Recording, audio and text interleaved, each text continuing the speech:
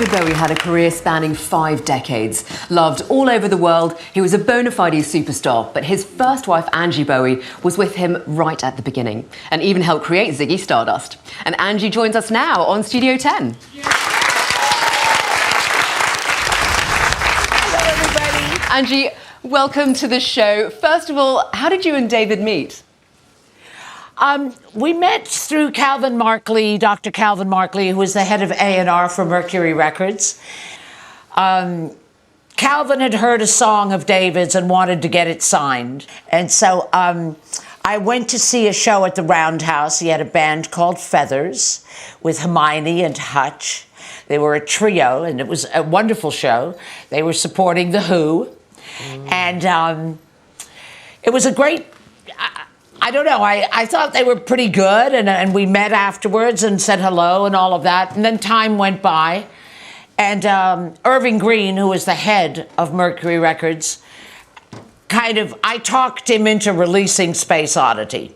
So Angie, you actually helped make the persona of David Bowie that we all know, and you helped create Ziggy Stardust as well, is that right? David created the character of Ziggy Stardust. I didn't create that. Many people have said that the character of Ziggy Stardust, if it were to emanate from anything at all, was from the time that David worked with Lindsay Kemp. And I don't know if that's true, because I was there when we were working together with Lindsay, both on stage and doing television up in Scotland, and I didn't really see any of that. But David came upon this character and decided that the album would work. What I did was help him make the stage and the costumes and everything become Ziggy Stardust. I ran the lights, I did the sound, I took care of everything like that at the beginning. Your relationship with David Bowie is the stuff of rock and roll legend. It was one of those great rock and roll roller coaster relationships. What was it really like? What's it like going out with a rock star in that period? It's ups, it's downs. I never considered myself to be going out. He sent me a postcard and said, "This year we will marry." The reason we were going to marry was because I couldn't work in England. So, this year we will marry, which on the one hand is romantic, on the other hand it was totally logical.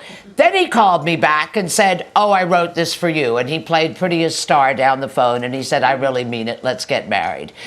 That made me excited. That made me feel like maybe it was a little bit more than just a marketing job to market David Bowie.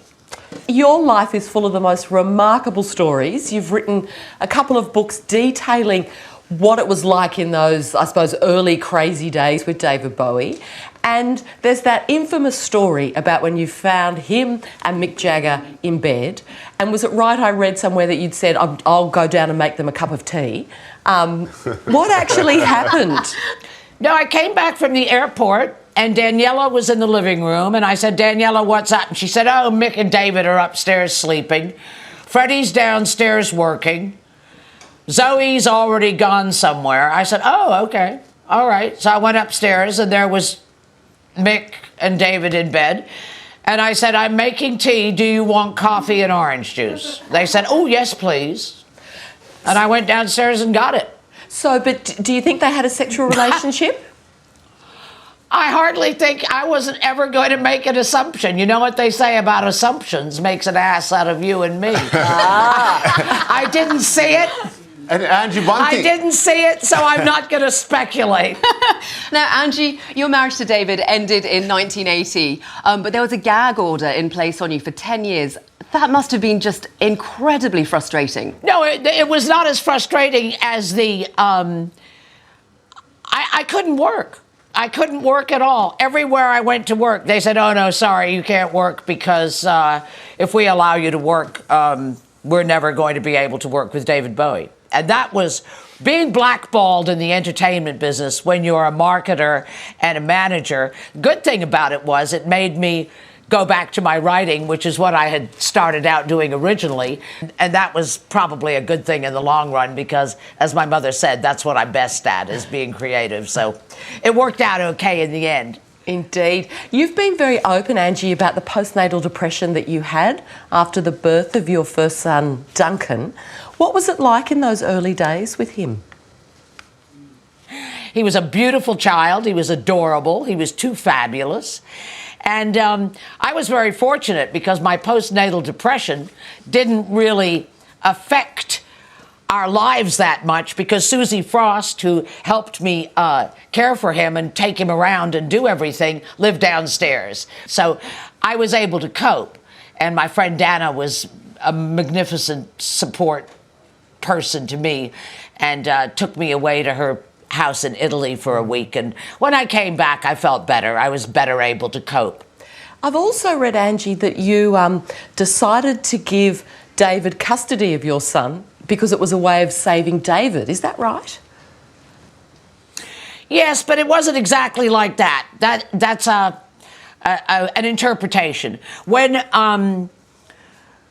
we decided to have a child, I said to him, he had a very close relationship with his father. Mm-hmm. So I said to him, well, I will never take this child from you. I would not do that. I had the child for him, and I believed that by having a son, it would probably keep him safe. Because he knew he had someone to come home to and someone who relied on him. And I didn't think that I would be around in his life that long. Angie, we've got to take a short break. Are you happy to stay with us and continue chatting? Absolutely. Fantastic See news. you after the break, ladies and gentlemen.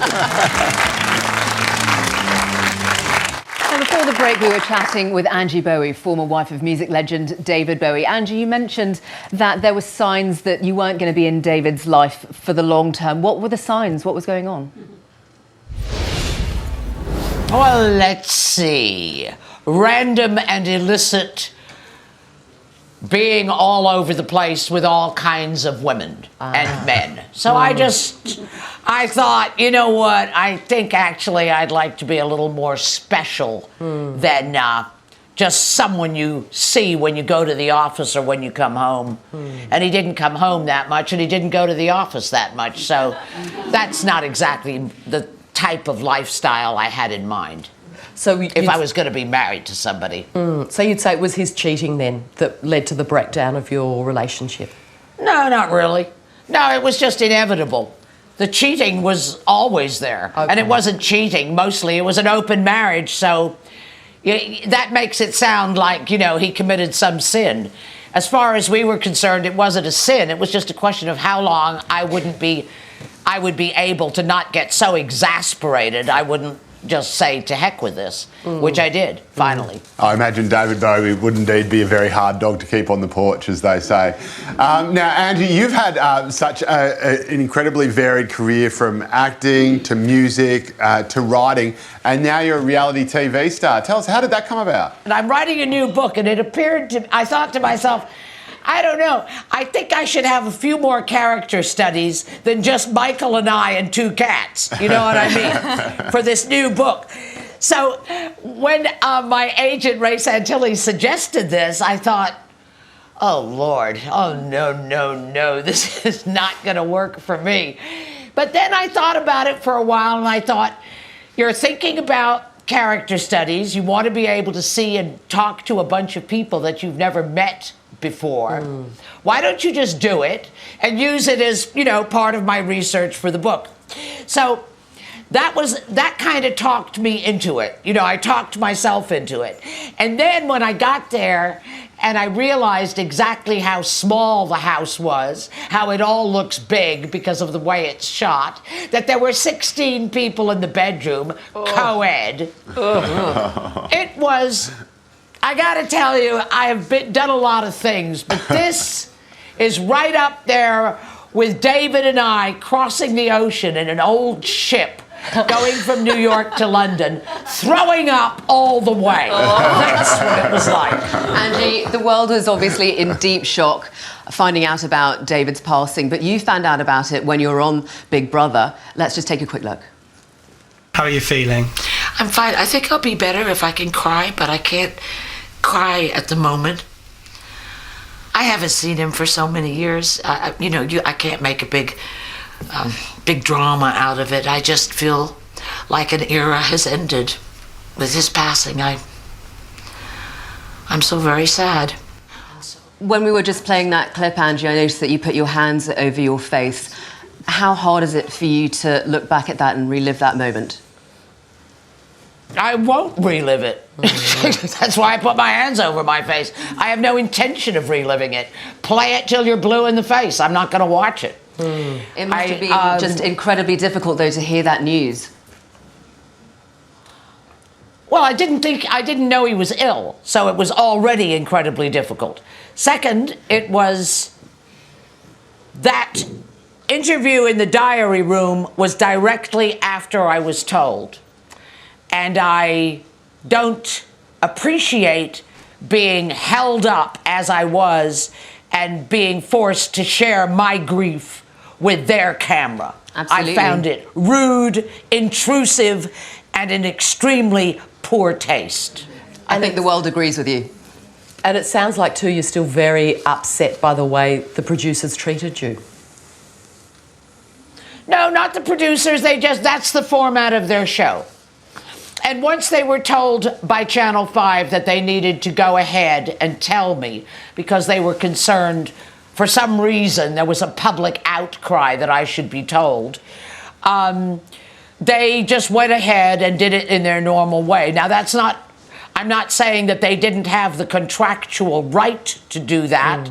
I signed a paper which said they could do that, but it didn't say, and in case someone dies really close to you, we're going to stick a camera in your face and you're going to cry on screen and tell us all about it. So, You know? Yeah, no, I can only imagine how surreal it must have been. What made you decide to stay on in the house after that moment? Because you were given the option of leaving, weren't you? Is that right? What made you decide to stay on, and how did you make that decision? Because of the press. Because my husband, my agent, Ray, told me that Michael had been awakened all night by press calling him from all over the world. And when he said that, I thought maybe the best thing I should do is just stay here where no one can talk to me. On a happier note, what is next for Angie Bowie? I've got 2 books to finish, so I'm kind of busy now with In Your Ear, which is an appreciation of David, the first 10 albums, all the stage shows, all of the great stuff that we did together. I can't, talk about when we got divorced, but I can talk about the time that I was involved, and I would love to share that. Those are albums that are much loved around the world, and if there's something I can say or some detail that I can recall that makes a person feel in closer touch with David and his talent and his music, then that's something I owe him as a friend, as a partner, and as a love for a long time, because I really did love him very dearly. That's the title of the book is In Your Ear, and that's what I used to say to him when he would leave to go somewhere. When we went to a meeting, anything we did, I'd whisper, I'd go, in your ear, just, it'll be good, it'll be totally good. And he'd laugh, and we'd just go and climb another mountain. Angie, what an incredible legacy that you've been a part of, legacy that will endure the world over, and also in my home, because my 5-year-old stepdaughter is called Bowie.